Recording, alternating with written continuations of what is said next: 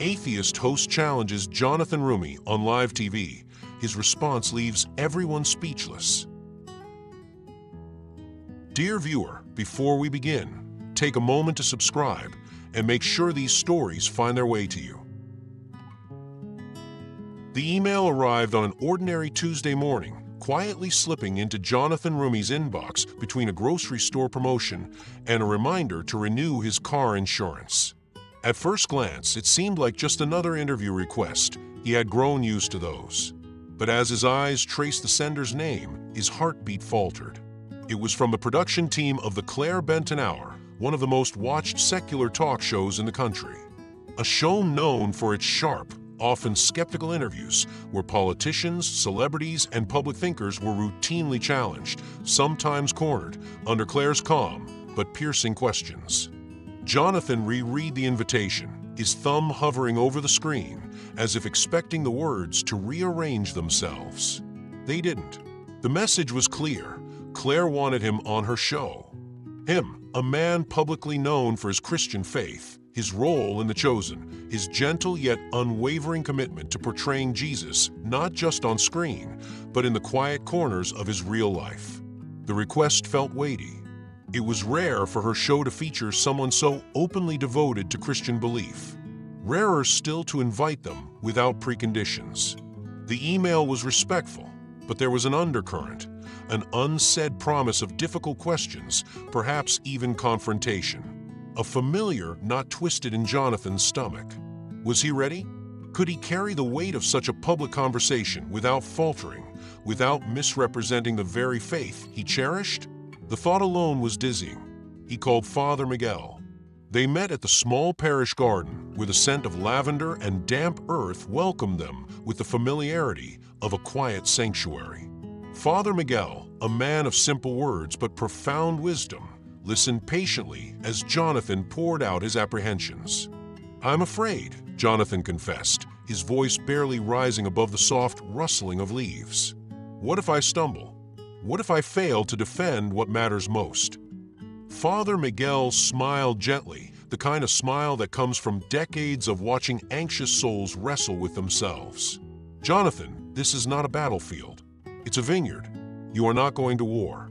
You are going to plant seeds." Jonathan lowered his gaze, the metaphor sinking deep into his restless heart. That evening, as the sun bled gold across the city skyline, he wandered alone through a nearby park. The world bustled around him, joggers, parents with strollers, elderly couples sitting on worn benches. Yet within him a quiet storm raged. His footsteps slowed near a pond where memories surfaced, uninvited. The long nights when his bank account was empty, when auditions failed, when his prayers echoed back to him in silence.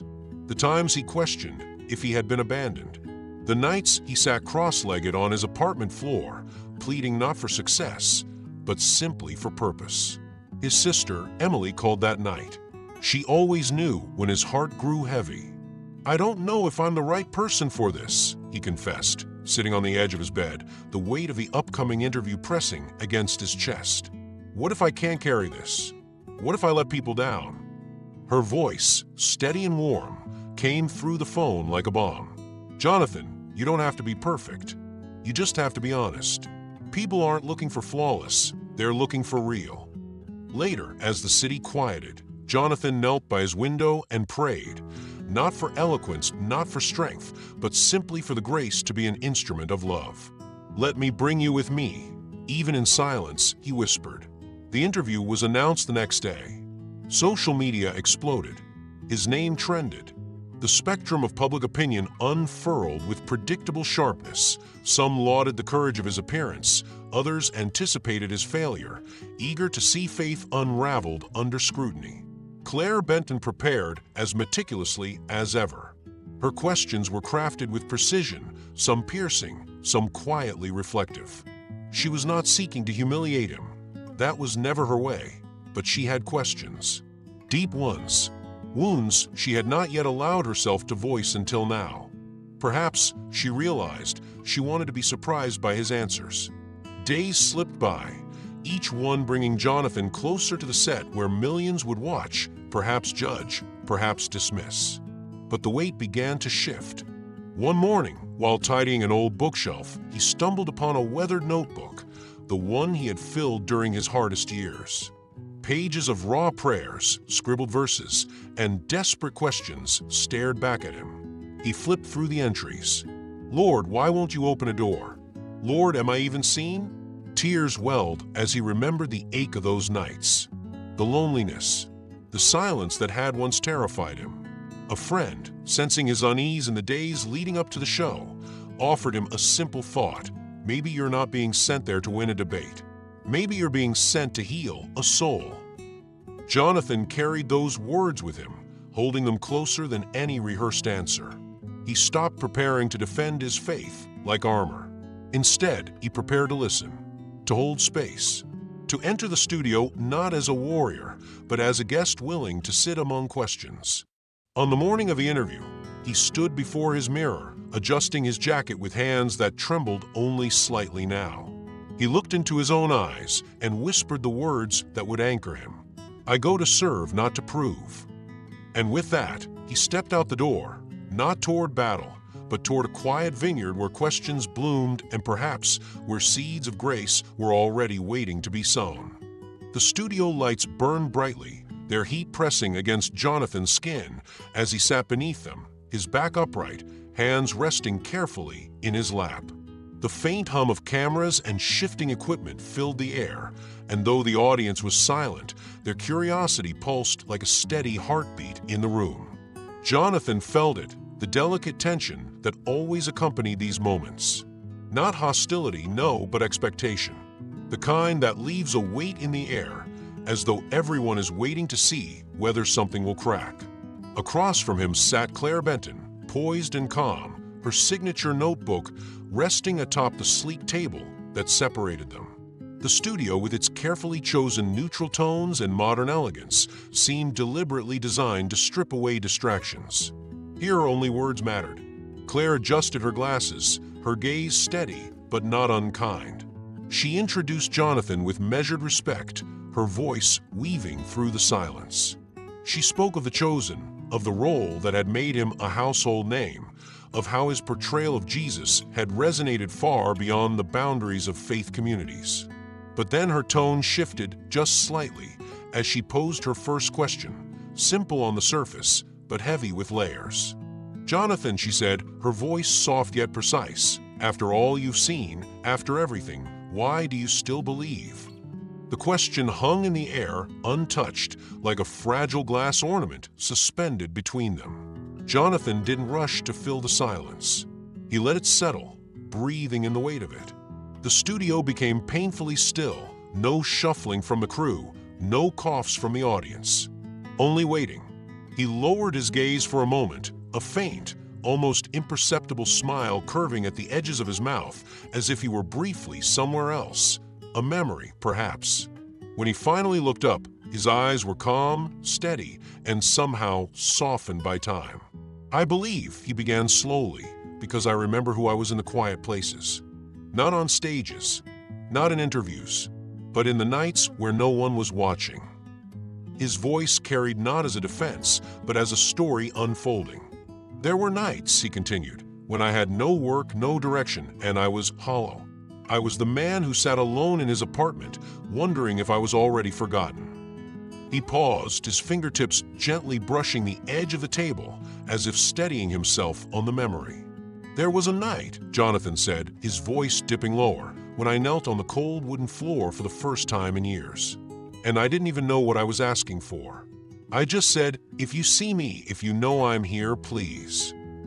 His words carried no grandeur, no performance, only the rawness of a man who had once been desperately lost. Across the table, Claire's professional curiosity faltered briefly. There was something disarming about his honesty, how swiftly he had cut through the expected layers. She straightened her notebook, her composure returning. "Even now," she pressed, "after your success, after the applause, do you still feel that kind of uncertainty? That hollowness?" Jonathan nodded, without hesitation. "It never completely goes away. The stage just makes it quieter. But the questions, they walk beside me." A soft murmur rippled through the audience. A subtle shift, people leaning in. And you're not afraid of that? Claire asked, her voice almost a whisper now. Afraid? Jonathan echoed, then allowed the smallest of smiles. I used to be. But I've learned sometimes the most faithful thing you can do is keep walking with the questions. Silence again, but this time it was not heavy, it was sacred. Claire sat back, visibly weighing his words. She wasn't accustomed to this kind of response. Most guests filled the silence with arguments, defenses, polished sound bites. She took a breath, tilting her head as she asked, "How can you trust something so deeply that you can't prove? Isn't that dangerous?" Jonathan's answer came without hesitation, his tone tender, not defensive. Love can't be proven with equations, yet we all chase it as if our lives depend on it, because they do. Something flickered in Claire's expression. She glanced at the audience as if realizing, perhaps for the first time, how quiet they had become, not out of indifference, but out of reverence. She regrouped, flipping a page in her notes. Jonathan, you know as well as I do, many people who speak of faith don't live it. Hypocrisy drives people away. Jonathan didn't flinch. He didn't rush to defend the institution. Instead, he met her gaze with a deep, steady sadness. You're right, he said softly. Religion can wound when it forgets compassion. I've been wounded by it too.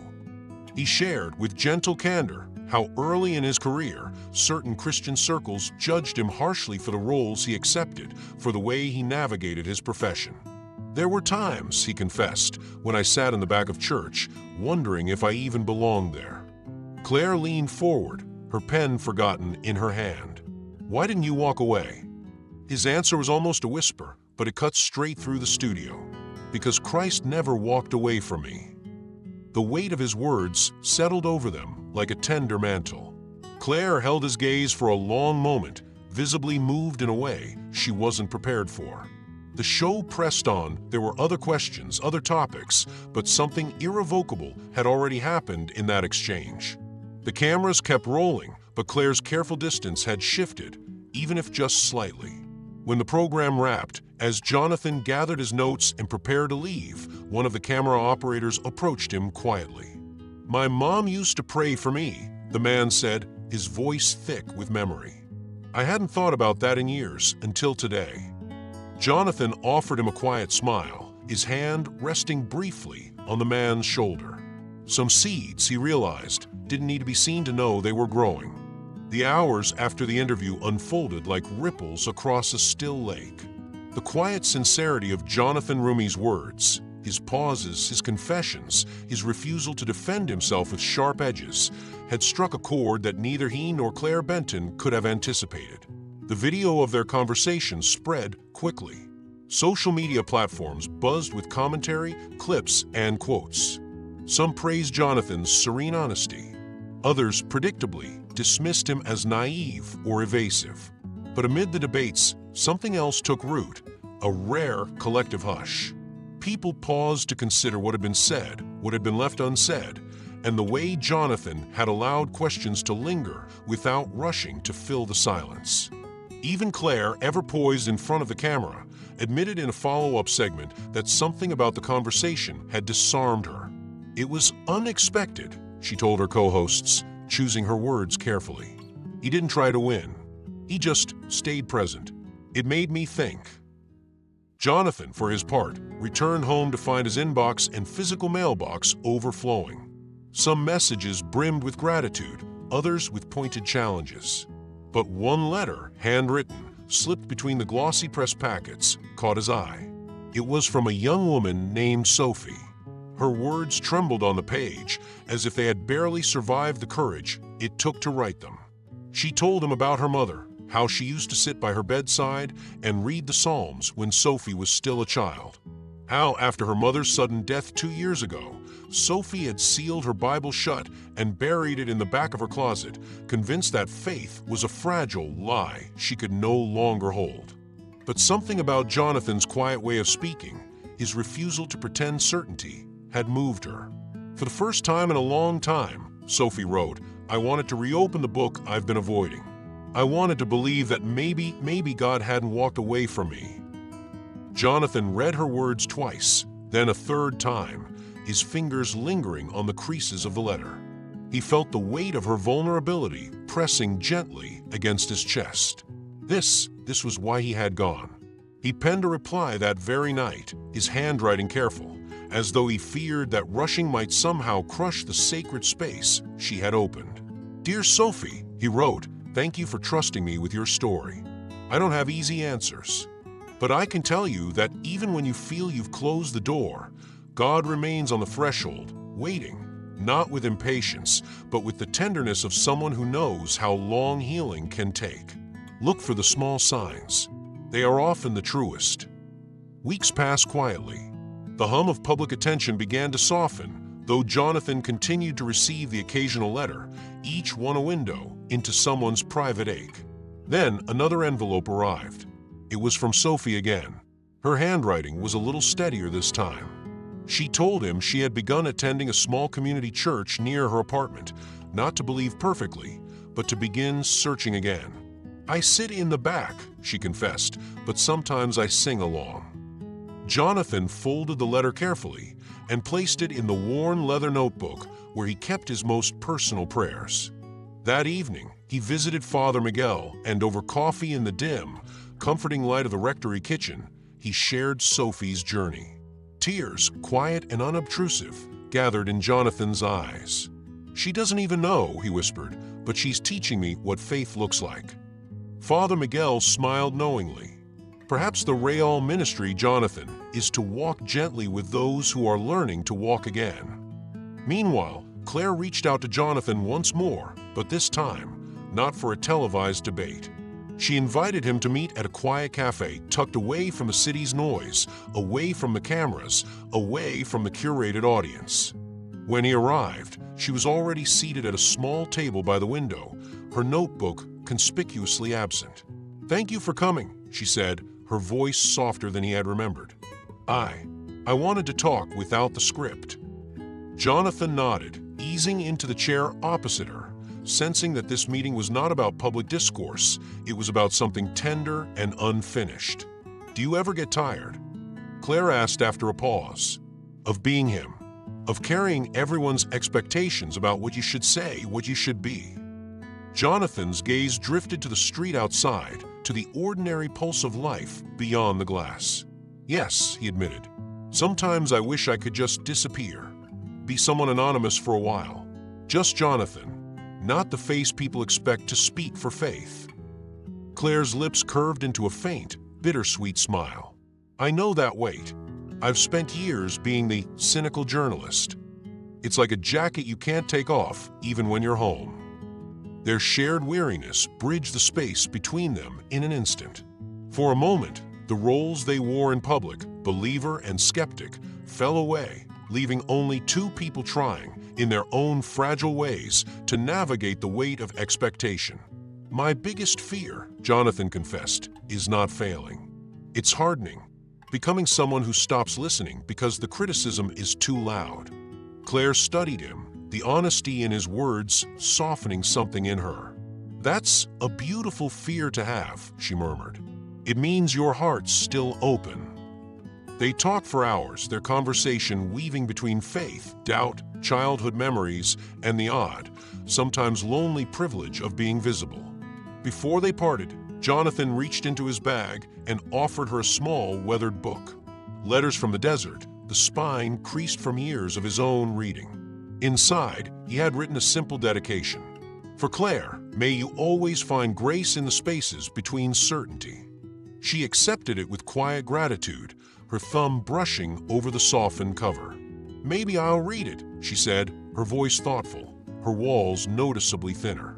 "Maybe I need to." Jonathan smiled gently. "Maybe." As they parted ways on the quiet street, Claire's hand lingered briefly on the book, as if already sensing that it might follow her into places she hadn't planned to go. Some conversations don't end with a closing argument, they echo.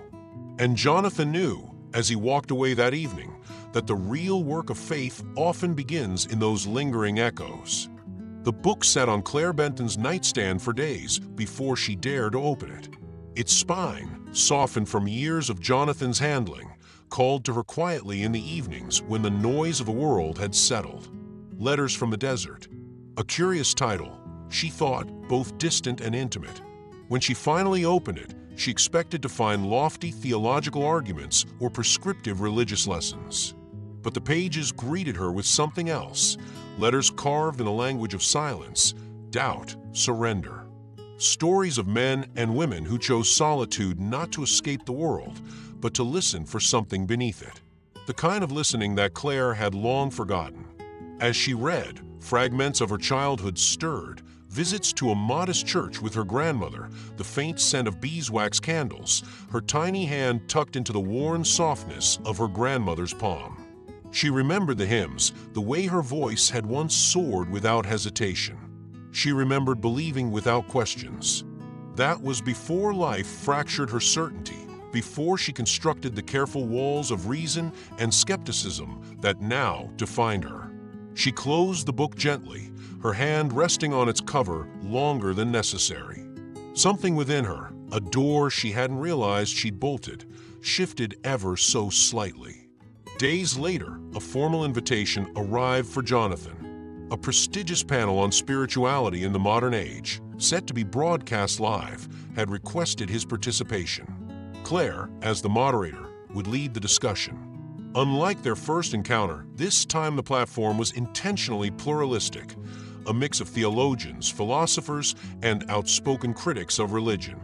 The setting was known for sharp, sometimes abrasive exchanges. Jonathan accepted.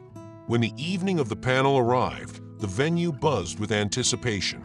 Journalists, thinkers, and everyday viewers filled the auditorium and tuned in from homes across the country.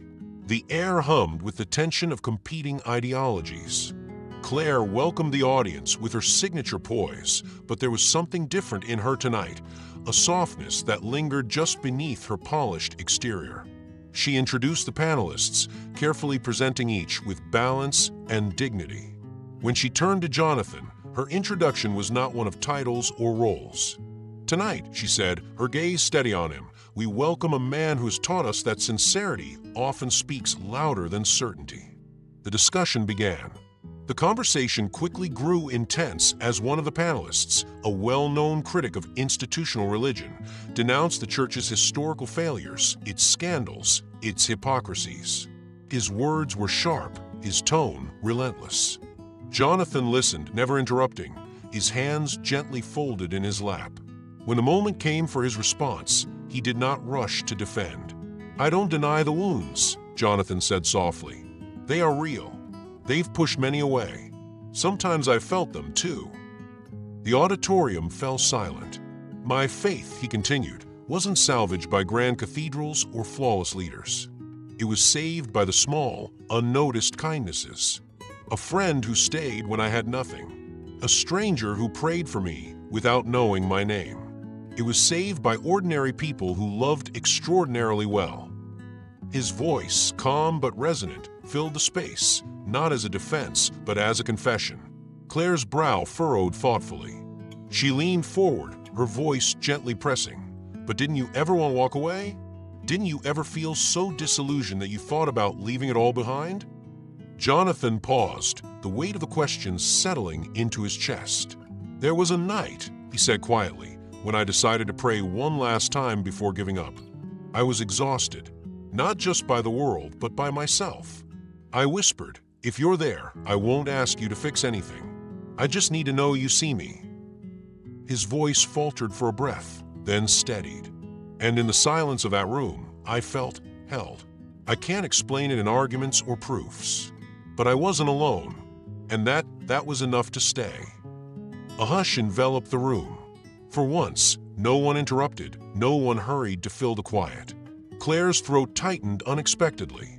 She lowered her gaze, her pen resting idly against her notes. Something personal was stirring, but she kept it tucked behind her practiced composure. As the panel concluded, Claire thanked each participant with grace. When she turned to Jonathan, her gratitude carried a quieter weight. "Thank you," she said, her voice steadier than her heart. "Not for winning, but for showing us what honesty looks like." They shook hands, just a simple gesture, but the warmth in their clasp lingered longer than a formal farewell. In the days that followed, articles surfaced about the panel's rare civility, its respectful tone, its refusal to collapse into ideological warfare. Viewers commented that something about that evening had resonated, a rare tenderness in a space usually reserved for competition. Among the letters Jonathan received afterward, one stood out. It was Sophie again. She wrote with newfound resolve, telling him she now wanted to dedicate her life to helping young people who, like her, had been shipwrecked by grief. "I used to think my story ended when I closed my Bible," she confessed. "But maybe it was just a pause." Jonathan folded the letter carefully, resting his fingers on the ink as if he could hold her sincerity through the page. He realized then that the seeds planted that night, both in Sophie and perhaps even in Claire, were not visible to the world. But they were growing, quietly, persistently, in the soft soil of hearts that had dared to open. Sometimes, he reflected, the greatest testimony is not in conquering the loudest voices. It is in standing gently, with love, amid the swirling questions, and refusing to harden. And so, he continued to stand, not to argue, not to win, but simply to remain, steadfast, sincere, and open for those who still needed space to wonder. Claire Benton had never considered herself sentimental. Her apartment, much like her professional demeanor, was carefully curated, neat, minimal, nothing superfluous. But in the quiet days following the panel with Jonathan Roumie, something stirred within her, soft and persistent. One afternoon, while searching through an old storage box in her closet, she found a stack of photographs tied together with a faded blue ribbon. The corners were worn, the colors gently muted by time. She sat cross-legged on the floor, slowly leafing through the memories. There she was, a little girl with curious hazel eyes, sitting beside her grandmother in a wooden pew. Her grandmother's hand rested gently on hers, a memory Claire hadn't allowed herself to feel in years. Her breath caught as she traced the faint outline of her grandmother's face. The scent of lavender and the comforting timbre of her grandmother's voice came back in a rush, whispers of hymns, words of quiet prayer. Drawn by something she couldn't quite name, Claire visited the small church where she had been baptized. The building looked smaller now, its once vibrant paint chipped and faded. She didn't go inside. She simply stood on the sidewalk, watching through the open doors as a handful of parishioners gathered for a modest morning mass. There was no grand choir, no stirring sermon, just the quiet cadence of familiar prayers and the soft rustle of hymnals. She stood there for a long time, an outsider to her own childhood, yet oddly comforted by the simplicity of it all. Later that week, Claire called Jonathan. When he answered, his voice was warm, unhurried, as though he had been expecting her. "I'd like to meet," she said, hesitating. But this time no cameras, no audience. "Of course," he replied without asking why. They met in a quiet park, the kind with winding gravel paths and benches shaded by tall sycamore trees. They walked side by side in an easy rhythm, words slow to come but unforced. "I don't know how to go back," Claire admitted after a while. Her voice was soft, almost afraid of the sound of her own confession. "I've built a life around not believing. How do I return to something I've dismissed for so long?" Jonathan paused, watching a cluster of golden leaves float gently to the ground. "Maybe it's not about going back," he said. "Maybe it's about starting from where you are, picking up the thread wherever it is, even if you've dropped it." Claire's eyes glistened, though she quickly looked away. "You have something I envy. Peace. A stillness I've never had." Jonathan's smile was tender. "It's not mine," he said simply. "I've just learned not to run from it when it finds me." The wind stirred around them, the air thick with a gentle invitation. Claire hesitated, then confessed, "I've been reading again. Quietly. At night. The Gospel of John." Jonathan's face lit with quiet joy. "That's a beautiful place to begin." "I'm not sure what I believe yet," she added quickly, almost defensively. "That's okay," he said. "The door doesn't close because you're still deciding whether to knock." They continued their walk, the gravel crunching softly beneath their feet. The conversation drifted to other things: fear, public image, the weight of being known for a particular stance. "I'm afraid," Claire said, "that if I start to change publicly, people will call me a fraud. They'll say I'm inconsistent." Jonathan's response came with such gentleness that it lingered in the air. "The most beautiful changes begin in silence," he said, "and those who are truly listening will understand. Let the others go." Claire looked at him, her defenses quietly dissolving. "Thank you," she whispered, "for giving me a place to be uncertain." In the weeks that followed, subtle shifts appeared in her work. The questions she posed to guests of faith grew less combative, more curious. Her interviews began to carry a warmth that her audience had not seen before. Viewers noticed. Comments surfaced across social media. "She's changed. She listens differently now. She's softer somehow." But no one could quite explain the change. Claire never made grand declarations. There was no public conversion, no impassioned speeches. Just small, deliberate openings, moments where she let people tell their stories without interruption, without rushing to dismantle them. One day, as Jonathan sorted through another stack of letters, he found one that made him pause. The handwriting was familiar. It was Sophie. She wrote to tell him that she had been working with a group that helps young people navigate grief. "I want to be for them what I needed back then," she explained. "Someone who can sit with them without trying to fix the pain too quickly." She asked if she could meet him in person. "I think I'm ready," she wrote. "And I'd like to thank you, not for convincing me, but for staying, for listening." Jonathan folded the letter carefully, his heart swelling with quiet gratitude. He realized then that the deepest impact of his first interview with Claire had never been about changing minds in the public square. It had always been about something smaller, something softer, hearts quietly reopening one by one. It wasn't about winning. It was about the sacred work of softening. And sometimes the most enduring victories are not those that are seen, but those that are quietly felt, lingering in the quiet spaces where small changes grow. Jonathan Roumie chose to travel quietly, without the shadow of publicity trailing behind him. No social media posts, no press announcements, no entourage. It was a deliberate silence, a sacred one. Some journeys, he had learned, were not meant for the stage. Sophie had written to him again, this time with a simple request. "Would you meet me? Just once. I think I need to see that people like you really exist." Her words stayed with him in the days that followed, etched gently into his thoughts. There was a weight in her request, but it was not the kind that pressed. It was the kind that invited. The small cafe where they agreed to meet sat on a quiet corner of her town, its wooden signs slightly weathered, the scent of fresh bread weaving through the morning air. The tables were plain, the chairs mismatched, the walls lined with faded photographs of patrons long gone. It was the sort of place where time slowed, where stories could unfold without being hurried. When Jonathan arrived, Sophie was already seated near the window, her hands fidgeting with the edge of her sweater, her expression oscillating between anticipation and fear. She stood quickly when she saw him, nervous energy radiating from her like heat. But Jonathan simply offered her a warm, steady smile, opening his arms as if they had always known each other. "It's good to finally meet you," he said softly. Sophie hesitated only for a heartbeat before stepping into the light embrace. It was brief, gentle, but it anchored her. They sat together, the hum of soft conversation and the clink of coffee cups filling the space around them. "I almost canceled," Sophie admitted, her voice low. "I was afraid I don't know, that you wouldn't be what I imagined."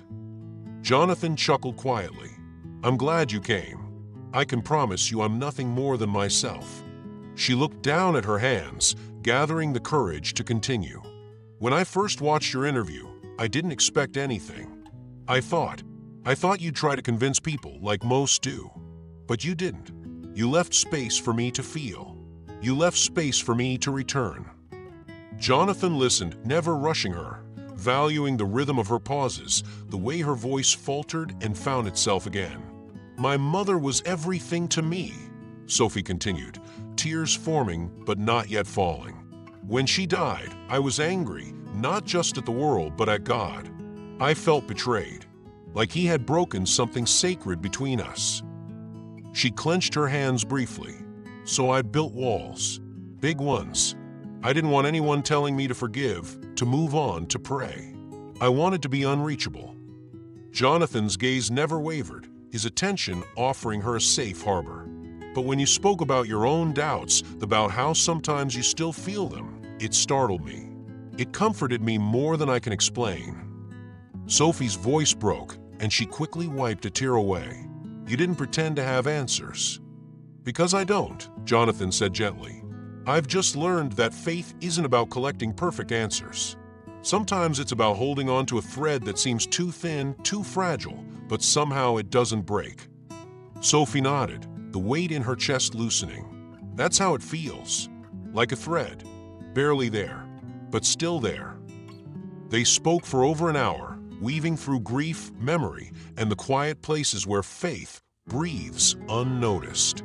Sophie shared that she had begun volunteering at a local support group for teenagers dealing with loss. I thought maybe I could sit with them in their sadness. Not to fix them, just to say, you're not alone.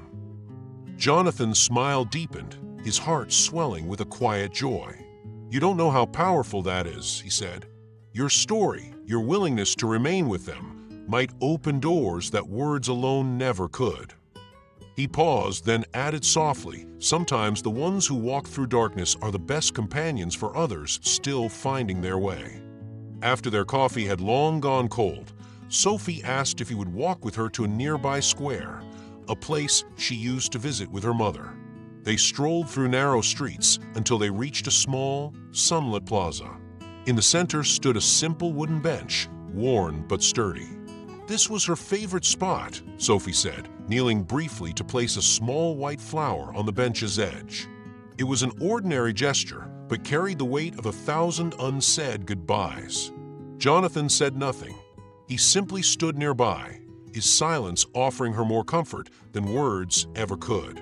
After a few moments, Sophie rose, brushing a stray hair from her face. "Thank you," she said, her voice trembling. "Thank you for reminding me that God also weeps with us." Jonathan placed a hand gently on her shoulder. "You're never as alone as you think you are, and I'll keep you in my prayers." They parted with a quiet promise to stay in touch, not as mentor and student, not as speaker and listener, but as fellow travelers. On his journey home, Jonathan felt an unmistakable sense of peace. The conversation, he realized, had been worth far more than any panel, any public recognition. It was in these small, unglamorous exchanges that real seeds took root. Days later, Sophie posted a short reflection about their meeting. It spread quietly across social media, reaching those who needed to hear that even a flicker of faith, even a bruised belief, was enough to start again. Jonathan read her words with a soft smile. The seeds he had scattered, without strategy, without applause, had begun to bloom in places he might never see. And that was enough. Claire Benton continued reading the Gospels in quiet secrecy, as though she were tending to a fragile ember not yet ready to face the wind. She did not speak about it publicly, not even to her closest colleagues. The pages accompanied her in the late hours, their words settling in places she had long closed off. Her carefully structured world, built on reason, on measured skepticism, now bore the faintest crack, and through it, something was beginning to breathe. Weeks after their last meeting, Claire reached out to Jonathan Roumie again. This time, she didn't propose a formal interview or a planned conversation. "Would you walk with me?" she asked. "Somewhere quiet." They met at a botanical garden just as the morning sunlight filtered through the canopy of delicate green. The air was soft, carrying the scent of damp earth and blooming jasmine. The garden's winding paths stretched around them like an invitation, offering space to walk, to pause, to listen. They strolled in a comfortable silence at first, the kind that needed no filling. Claire finally spoke, her voice low, not hesitant, but deliberate. "I've been reading more. Mostly John." Jonathan glanced at her with a gentle curiosity. "And?" She exhaled, as though the words had been sitting heavily on her chest. "I find myself uncomfortable. I keep rereading the way Christ loves people. It's relentless, undeserved. She struggled to find the word. Disarming. Jonathan's lips curved into a soft, knowing smile. It's a love that constrains us, isn't it? It doesn't fit neatly into categories. Claire laughed just barely. I think I preferred it when he was only a concept, when God stayed safely distant. Jonathan nodded, his steps slow and thoughtful. It's easier to keep him as an idea. Ideas don't interrupt your life. Claire grew quiet again. They passed under an arch of pale pink blossoms, their petals drifting gently to the ground around them. If any of this is real, she finally said, it would mean I'd have to reconsider so many things. Things I've built, opinions I've defended, the identity I've worn so publicly. Jonathan stopped walking, turning to face her. You don't have to rebuild your life in a day, Claire. He's not asking for that. He's only asking for your step of now. One honest step. Her eyes shimmered faintly, the edges of her resolve softening. I'm afraid I'll look inconsistent. I've spent years arguing against faith, against religion. What would people say? Jonathan's voice was gentle but unwavering. The most beautiful kind of inconsistency is the one that comes from meeting truth. Changing when something real finds you isn't weakness. It's courage. They resumed walking, letting silence accompany them once more. Claire broke it with a confession. I've been having this recurring dream. I'm sitting in a church. It's empty, completely empty. I just sit there, alone. I'm not sure if I'm waiting for something or just avoiding leaving. Jonathan's gaze softened. Maybe you're not as alone as you imagine in that dream. Claire's throat tightened. The vulnerability of saying it aloud felt like peeling away something long cemented. They talked about forgiveness next, how it rarely comes in neat, completed moments. How it often begins as a choice we repeat until our hearts finally catch up. I'm not sure I've forgiven God, Claire admitted, her voice thick. I've carried so much resentment. Not just about things in my life, but about the silence I thought I heard when I needed him most. Jonathan looked at her, his expression tender. I've had to forgive him too. Not because he was wrong, but because I was wounded. And sometimes wounds speak louder than truth. Claire's eyes shimmered. I didn't know that was allowed. I always thought feeling that was some kind of betrayal. Sincerity always belongs in prayer, Jonathan said softly. Even the hard parts, maybe especially the hard parts. They continued their walk, stopping occasionally to admire small, delicate flowers, their petals unfolding without fanfare. There was no rush between them, only the quiet pulse of conversation that mattered. When they reached the garden's exit, Claire turned to him, something grateful flickering in her gaze. Thank you, she whispered, for this space. For letting me not have it all figured out. Jonathan smiled, his hand resting briefly on her shoulder. That's where we all begin, in the space between what we know and what we're still willing to hope for. They exchanged a quiet, respectful hug, no speeches, no grand declarations, just the shared weight of having walked honestly together. In the weeks that followed, Claire's audience began to notice something subtle but undeniable. Her interviews with guests of faith took on a new tone. She asked fewer combative questions.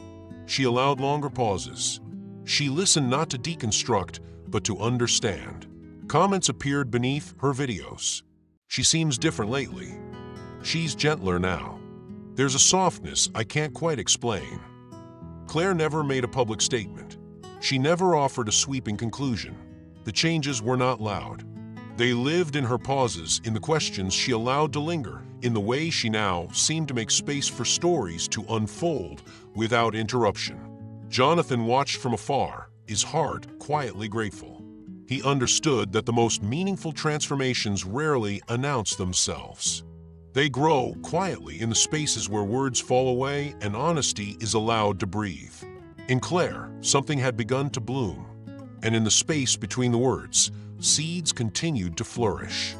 The evening air buzzed with youthful energy as Jonathan Roumie arrived at the event, a benefit for young Christian artists, a gathering meant to nurture fragile dreams that had not yet found their stage. The venue was warm, lined with simple lights strung across wooden beams, and the scent of fresh coffee and baked bread floated through the room. It was a space built for hope, quiet but alive. Jonathan's presence stirred excitement among the attendees.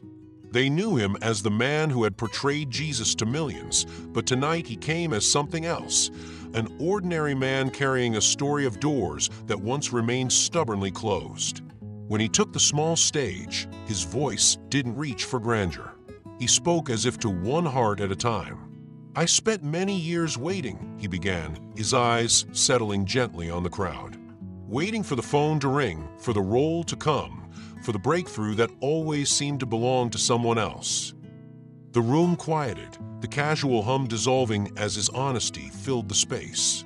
"There were long seasons," he continued, "when I worked in silence, when no one was watching, when I wondered if God had passed me by." He paused, allowing the weight of his own memory to settle between them. "You know me now because of The Chosen, but you didn't know me when I was cleaning floors between auditions, when I doubted my own worth, when I prayed not for success, but simply to be seen." His words didn't try to inspire in grand, sweeping gestures. They did something rarer. They made space for the ache, for the years of waiting that so many in the room knew intimately. After his talk, Jonathan stepped down quietly, blending into the hum of the evening. He didn't expect anyone to approach him, but she did, a young woman with trembling hands and a hesitant smile. "I almost quit," she confessed, her voice tight with unshed tears. "I almost gave up on my music. I thought maybe I'd misunderstood my calling." Jonathan listened, his presence steady and open. "I heard your interview with Claire," she continued. "I thought maybe I could give faith one more chance.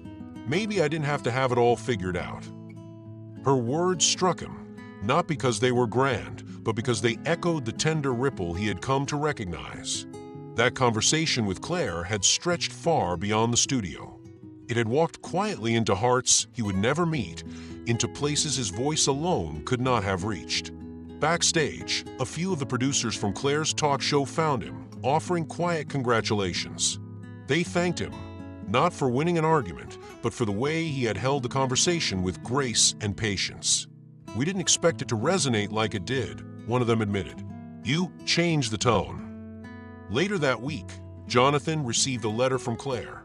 It was handwritten, the edges of the paper slightly bent, as though she had carried it with her before finding the courage to send it. "Thank you," she wrote, "for giving me space to doubt without rushing me toward certainty. I didn't know it was allowed to stay in the questions." Jonathan smiled as he read, his fingers tracing the shape of her words. He penned a simple response. "Maybe faith begins when we stop trying to hurry God." It was not a public exchange. It didn't need to be. Their letters became a quiet tether between them, a friendship marked not by declarations, but by the permission to linger in the unknown. Sophie continued writing, her updates carrying the soft pulse of growth. She told him about her work with grieving teenagers, how sitting with their stories had become sacred ground.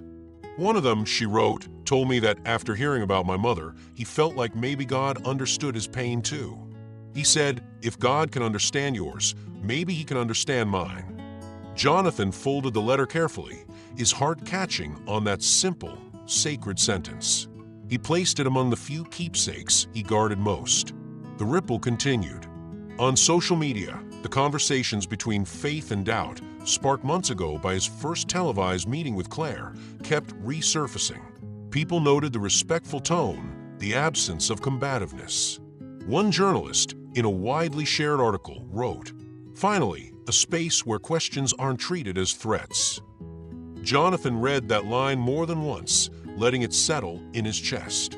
He began to realize that perhaps his mission was less about providing answers and more about holding open a space where people felt safe to ask. Maybe, he reflected one evening, sitting quietly in a corner of his home, faith isn't about winning at all. Maybe it's about remaining, gently, patiently, with tenderness. At future events, people didn't come to challenge him or to hear prepared speeches. They came to tell their stories. Sometimes they asked questions. Sometimes they simply needed someone to listen. Jonathan didn't need to solve their mysteries.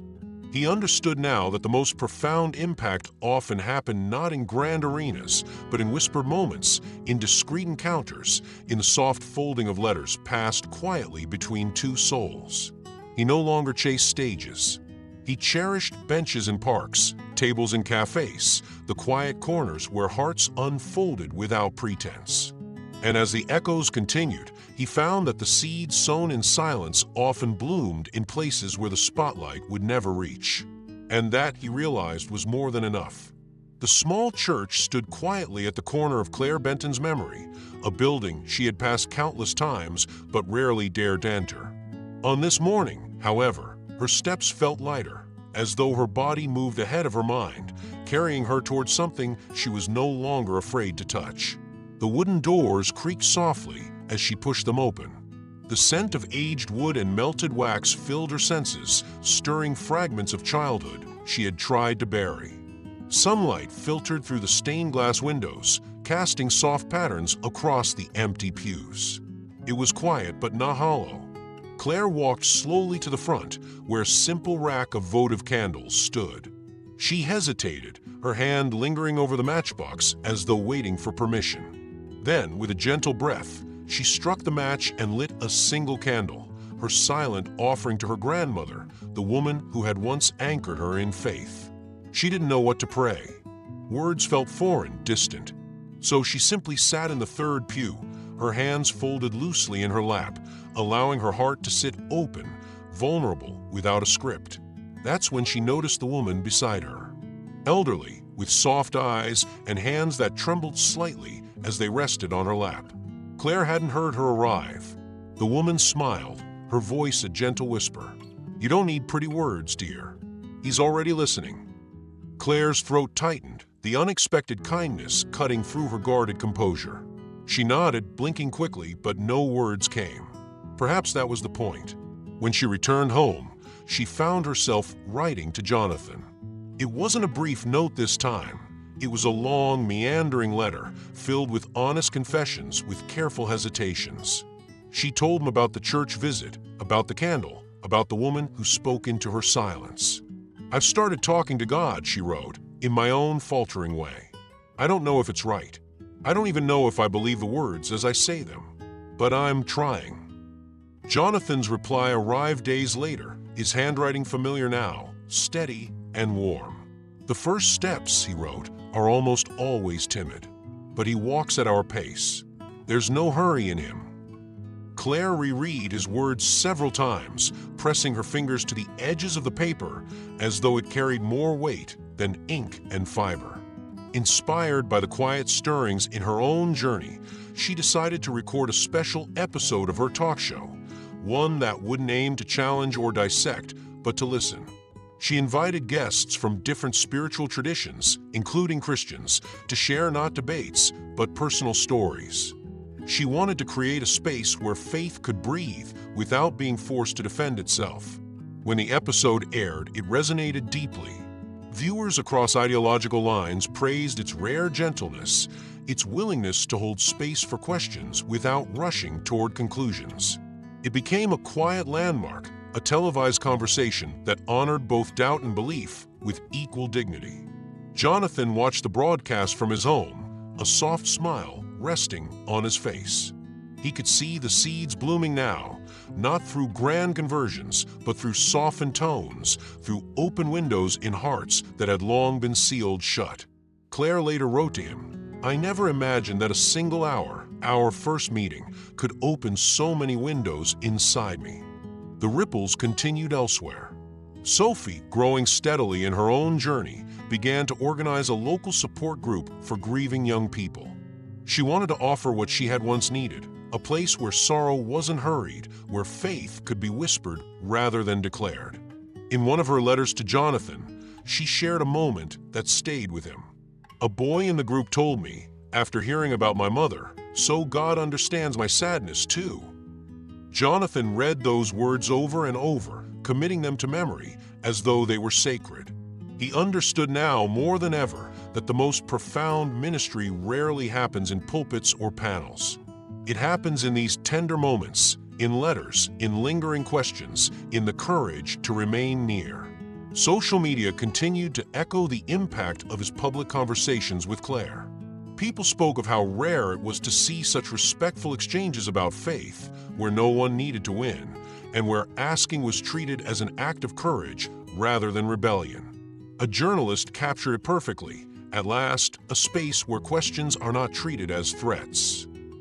Jonathan found peace in that. He realized his mission was never to furnish flawless answers. His task was to hold the door open, to wait alongside those who were still gathering the strength to walk through it. Maybe faith, he reflected one evening, gazing out his window as dusk settled, is less about being certain and more about remaining with tenderness. At future gatherings, people stopped approaching him for advice or proofs. They came simply to share, to tell their stories, to sit in the quiet comfort of being heard. And Jonathan no longer sought stages or accolades. He found deeper joy in the benches at parks, in quiet cafes, in handwritten letters. He began to treasure silence, not as emptiness, but as a sacred language. Claire, when later asked about her faith in a public interview, answered without hesitation, but with profound simplicity. "I'm still walking," she said, her voice steady. "I'm still asking, and that's where I am." The audience didn't press her for more. The journey was enough. The change was not dramatic. There was no grand announcement, no sweeping transformation. It unfolded delicately, like petals unfurling in the morning light. Claire and Jonathan continued to write to each other, their friendship deepening quietly, woven together by the space they had made for honesty. In her final letter, Sophie wrote, "That interview gave me the courage to talk to God again. Not because I was convinced, but because I was welcomed." Jonathan folded the letter gently, closing his eyes with a quiet breath. The mission was never about applause. It was about opening space. It was about sowing love in tender places. And now, that space was blooming. The journey had begun with a simple invitation, a message in Jonathan Roumie's inbox that had, at the time, seemed like just another interview request. Now, as he sat in the quiet of the morning, he realized that message had been the opening chord of a story that would forever shape him. He found his way back to the park where he had first wrestled with the weight of it all.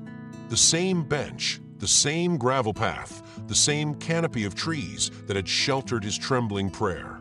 He lowered himself onto the worn wooden slats, his hands resting lightly on his knees, his gaze tracing the familiar curves of the path ahead. How small he had felt that day, how afraid. And yet, as he bowed his head now in gratitude, the memory shimmered with tenderness. He hadn't been called to win arguments. He hadn't been called to perform. He had been called to hold space, to welcome, to remain.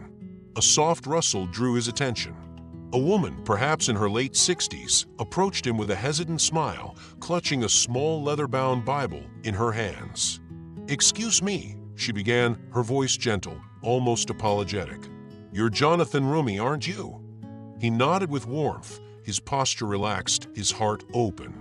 I watched your interview." "The one with Claire Benton," she said, her fingers nervously brushing the edges of her Bible. "I hadn't prayed in years. I thought maybe it wasn't for me anymore." Jonathan's eyes softened. He said nothing, giving her the space to continue. "My grandson asked me one day why I stopped praying," she continued, her voice trembling. "I told him I didn't know how anymore. But after seeing you speak, I decided to try again with him. We pray together now. Just little things. Nothing fancy." She offered him a small, almost shy smile. "Thank you for making it seem safe to return." Jonathan felt his throat tighten, his heart swelling with a deep, quiet ache. These were the fruits he cherished the most, the ones that grew silently, unnoticed by cameras, untouched by applause. After she left, he remained on the bench, watching the light shift through the trees, understanding in his bones that the smallest gestures had often carried the greatest weight. Later, he returned home and carefully tucked Sophie's final letter into his well-worn prayer notebook. The edges of the paper were soft now from his frequent handling. Her words still echoed in his mind. That interview gave me the courage to talk to God again. Not because I was convinced, but because I was welcomed. Claire, too, continued walking her own quiet path. She had never labeled her journey, never offered the public a tidy summary. Instead, she gently wove moments of faith into her program, inviting diverse voices, cultivating conversations marked by kindness and patience. She asked deeper questions now, not to dismantle, but to understand. Jonathan watched her growth from a distance, smiling as he recognized the seeds blooming in their own time. Perhaps, he reflected, the most beautiful calling is simply to love well, even when no one is watching. On a quiet afternoon, Jonathan visited a small chapel, its doors open, its pews empty. He knelt, not to present requests, but to offer thanks for the paths crossed, for the hearts opened, for the sacred silences that had become his companions. He prayed for Sophie, for Claire, for the woman in the park, for those still wrestling, still wandering. He prayed not that they would arrive quickly, but that they would feel accompanied along the way. The grand stages faded from his memory. The letters, the park benches, the quiet cafes, these became the landmarks of his journey. He understood now that his greatest impact had not been the televised moments, but the quiet shifts in the corners of hearts. He realized that faith often grows in the smallest detours, in the softest invitations, in the unexpected pauses where someone is brave enough to remain. Jonathan continued to accept difficult invitations, not because he sought to be liked, but because he had learned to cherish the humble posture of availability. His name continued to circulate in headlines and commentaries, but he was no longer concerned with perception. He had anchored himself elsewhere. Sophie flourished in her quiet ministry, tending to young souls who, like her, had once lost their way. She never sought recognition. She simply stayed, offering presence instead of platitudes. Claire found peace not in tidy answers, but in the permission to carry her questions slowly, without shame. She became known for cultivating conversations where people were allowed to be in process, where their uncertainties were met with kindness instead of confrontation. And Jonathan, in his simple, steady way, kept walking. One evening, he looked up at the sky, its vastness painted in soft hues of twilight. "Thank you," he whispered, his voice gentle, steady. "Thank you for trusting me to open just one window." The journey had not ended in applause. It had not concluded with a grand victory. It had unfolded in letters, in coffee cups, in trembling prayers, in one small candle lit for a beloved grandmother. It had found its resting place in spaces where questions were finally allowed to breathe. And now, dear viewer, perhaps it found its echo in you. Are you willing to open a window, to listen to the other with tenderness? Like, subscribe, and share if you believe every question deserves to be met with love.